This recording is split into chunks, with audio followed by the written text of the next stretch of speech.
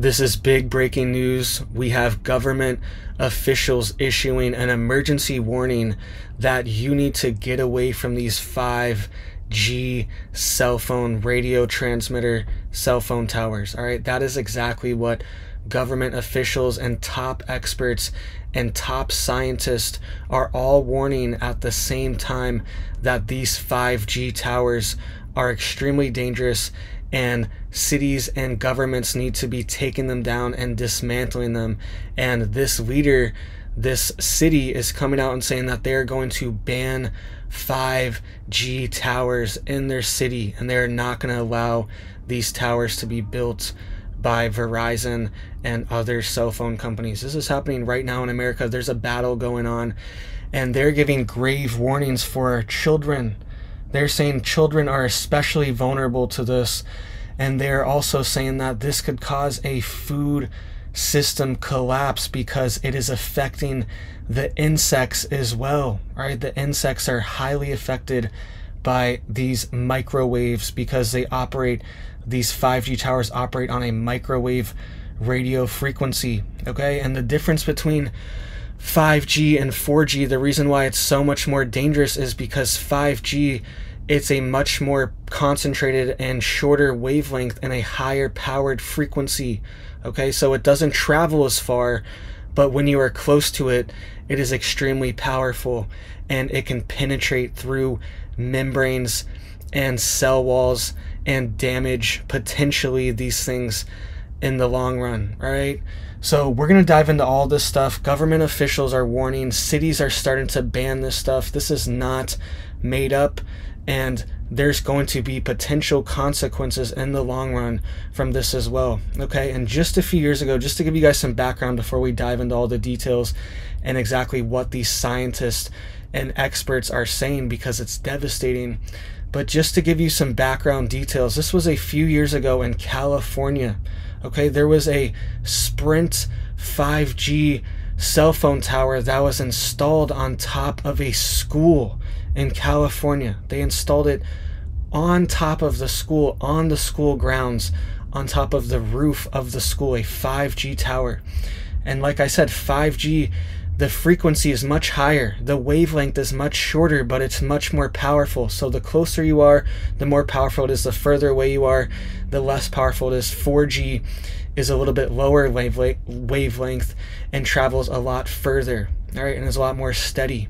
That's the difference between these. And kids in California at the school, multiple kids got cancer within a very short period of time. There were multiple children that got cancer at this California school. I believe this was in 2019, and Sprint was forced to remove their cell phone 5G towers. All right, so these things are cancerous potentially. All right, everything I'm talking right now is potentially, because we don't know for sure 100%, but my leaning is that these things are probably causing this. All right, there's a high probability that this is what's happening, and now cities around America are coming out and saying, no, we're going to ban this, and this is a danger to our citizens, and they're having experts and scientists come out and back them up, right? And they're saying this could even cause a civilizational food collapse as well, because it's destroying and attacking our insects, all right? And what if it's doing that to insects,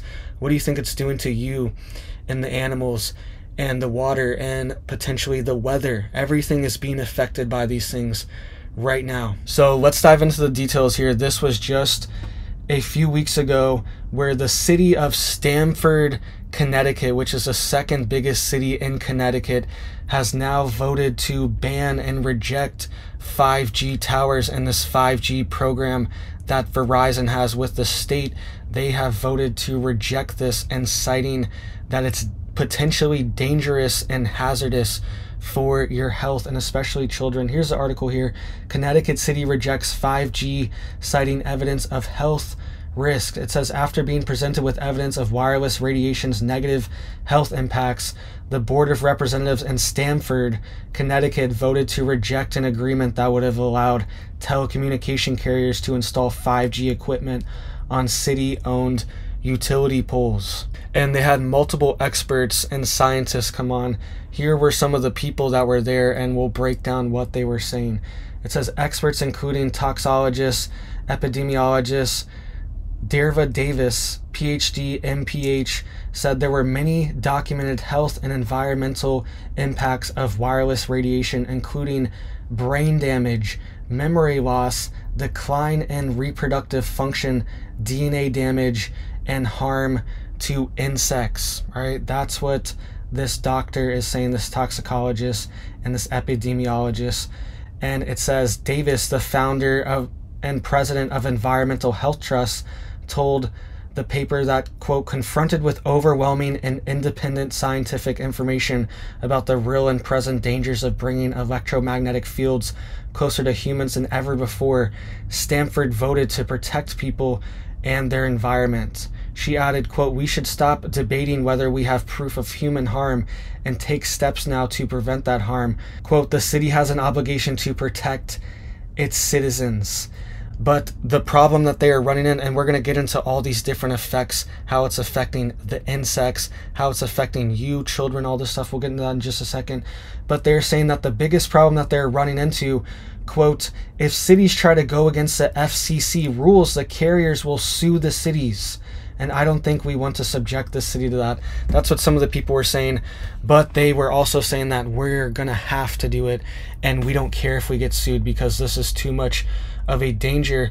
And the FCC is forcing these towers onto the American public and funding these programs. All right. And there were 4 main points made by these experts of what exactly this 5G radiation is causing. And here's just a list of a few more people that were on there. Dr. Rob Brown, radiology specialist B. Blake Levitt, science journalist Theodora Socrato, EHT's executive director Kent Chamberlain, PhD. All right, there's a lot of people that are here, prominent people that are backing this up. And here are their 4 main things. Number 1, all right, wireless radiation can cause cellular stress and DNA damage, leading to disease. The scientific studies have repeatedly shown that exposure to RF radiation can cause individual cells in the body to become stressed, leading to DNA damage and disease, according to Brown. He went on to say, quote, the primary mechanism by which exposure causes harm are oxidative changes, which can lead to an increase in free radicals. Those free radicals can lead to chronic inflammation and a host of adverse negative outcomes. He also went on to say, quote, radiation doesn't need to go deep to cause damage, he said.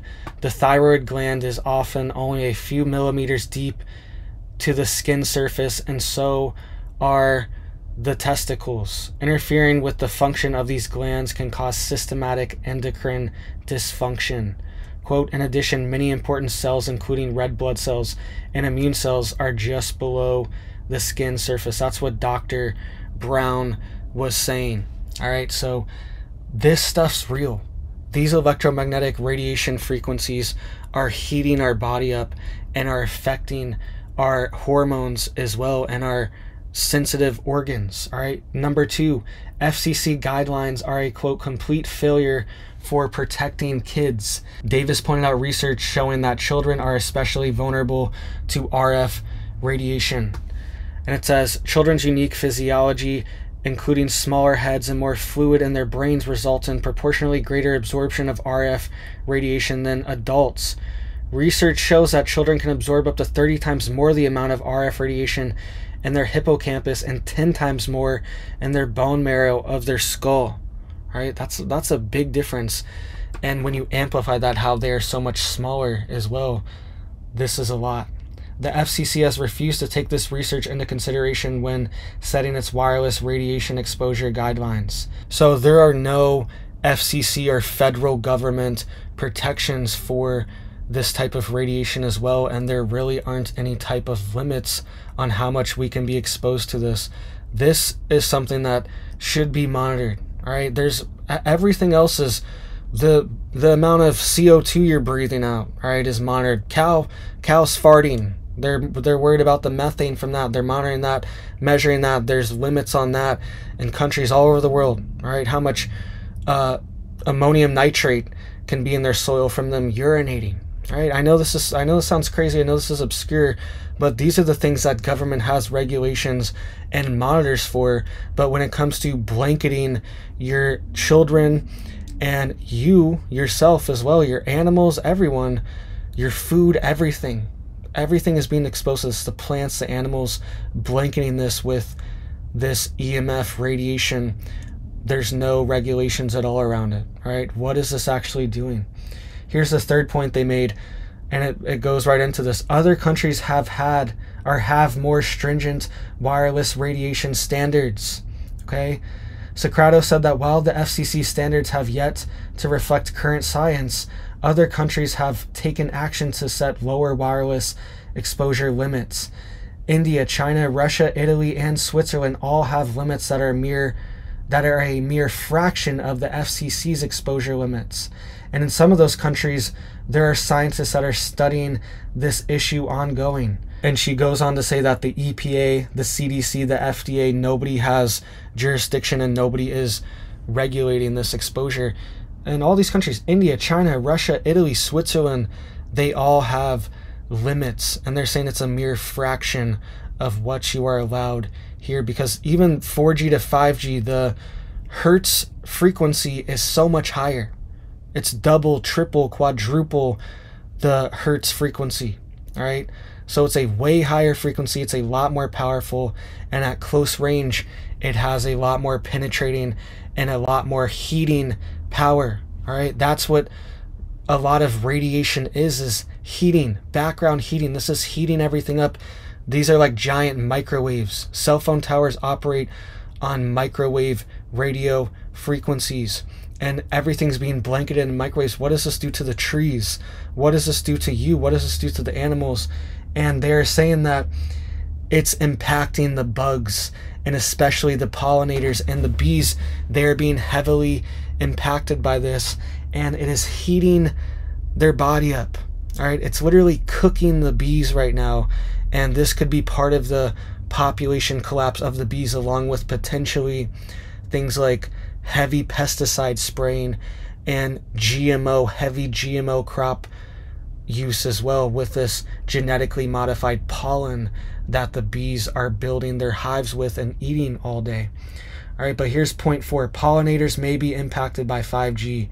Levitt, who has researched the biological effects of RF radiation since the late 1970s, shared research on RF radiation's negative impact on the environment and non-human species. She said that the FCC nor the state of Connecticut has ever conducted a review of 5G radio frequencies. It goes on to say research indicates that rolling out 5G may especially hurt insects, as they are very inefficient thermoregulators and particularly vulnerable to temperature changes, Levitt said, adding that, quote, what impacts insects impacts us all. So very inefficient thermoregulators and particularly vulnerable to temperature changes. Okay, and they're saying that these 5G towers are heating up the bugs and making them too hot, and they're not able to maintain their homeostasis because that's not really a big part of their build, right? It's not a part of their biology. But you can see here many frequencies of wireless radiation, including the ranges used by 5G, cause an organism's tissue to heat up, which in turn can impact the organism's functioning. Research shows that 5G may be lethal to honeybees, right? And then this links to a PubMed article, right? This stuff's all real. They know what they're doing. They've done their research. People have done the research, actually. They're saying, oh, nobody's done the research, because they know. They haven't done the test because they know, because other people have done the test, and they don't want to have official federal government documents saying that this is what's going to happen. All the bees are going to die if we continue this. Levitt pointed out that this would impact the human food supply. She warned, quote, we are flirting with catastrophic impacts from insect deaths alone, capable of punching holes in the entire food web. The human food supply is endangered. All right, that's how this article ends, and that's what these top scientists and top experts are warning of. All right, so this is an aspect that I've thought about before, but I've never thought about it that deep. This is a new unlock for me, that of course this is affecting the bees as well. I knew the bees were being affected by pesticides and GMOs, but the bees are being microwaved, literally microwaved right now, and they cannot maintain their homeostasis because they are so small. And this is having a major impact on all the bugs. All the bugs. I don't know about you, but I've traveled all over the country. And when I was a kid, when we used to travel all the time when I was a kid too, but just the past few years, the past 3 years, I've been traveling all over the country in my RV. I'm in my RV bathroom here, all right? And one thing I've noticed is that there are almost no bugs on my windshield ever anymore. And when I was a kid, it was coated. If we took a trip up to Georgia, all right, we lived down in Florida and my granny lived in Georgia. If we went up to Georgia to see my granny, the car would be coated in bugs, smashed bugs all over the car. It'd be like you can barely see, so many bugs. Love bugs, you know, those little love bugs, all these bugs everywhere. All right, there's just so many bugs down here, and I really feel like there's not that many bugs. There's not that many. And there's all these other programs as well where they're spraying these pesticides in the streets as well. I've covered whole videos on that, how they have these, and they've been doing this for a while, how they drive through cities and towns and spray this mosquito spray out the back. It's for the mosquitoes, all right? They do this down south a lot, and they've been doing this all over. They were doing it in New York a couple months ago as well. So the bugs are disappearing. Something's going on, and that's critical to our food supply. So please hit it up for me down there to help get this video out to more people. People need to know, all right? Stamford, Connecticut is banning 5G, all right? They are warning, experts are warning. That school in California a few years ago, all these kids got cancer. This is a problem. There needs to be a pushback, and there's really no reason for this. What benefit do we really get from this? Like, maybe your phone's a little bit faster. I don't know about you, but my phone's slower than ever. It's slower than ever. There's so much congestion. That's also the other problem with this 5G, is that the wavelengths are so short and they don't go as far, that when there's a lot of congestion, it's not spread out as far. Okay, it's really tight and packed, so it's only going to a few people, all right? And then it's so fast for this person that they're also taking major chunks of bandwidth, all right? It is really fast if you're standing right next to a tower, but now this guy is taking all the bandwidth and absorbing it all with his phone, all right? And if you're farther away than him, then your cell phone is going to be a lot slower, all right? So it almost forces you to be next to these towers as well, these 5G towers, to even have your phone work correctly and work fast. So all this stuff is just, sometimes there's a limit, all right? That's something that our society, I believe, has just not accepted, that sometimes there is a limit to things. Sometimes things are as efficient as they're going to get. Sometimes that's as good as it's gonna.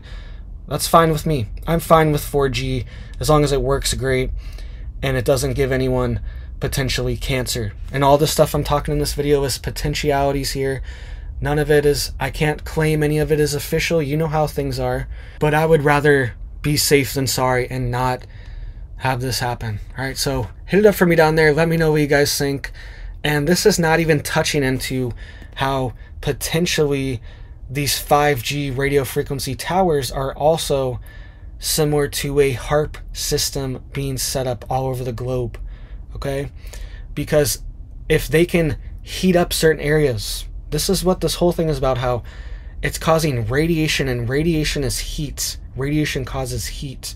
Okay, if they can radiate certain areas, if they can heat up certain areas, don't you think that could potentially change the weather pattern in that area as well? If it's naturally supposed to be colder or naturally a different temperature and they heat it up, don't you think that could change the weather patterns as well and potentially make things stronger, or dry areas out, make areas more dry, make them have droughts even, or change cloud formations, right? Move clouds around because clouds move with heat and pressure systems.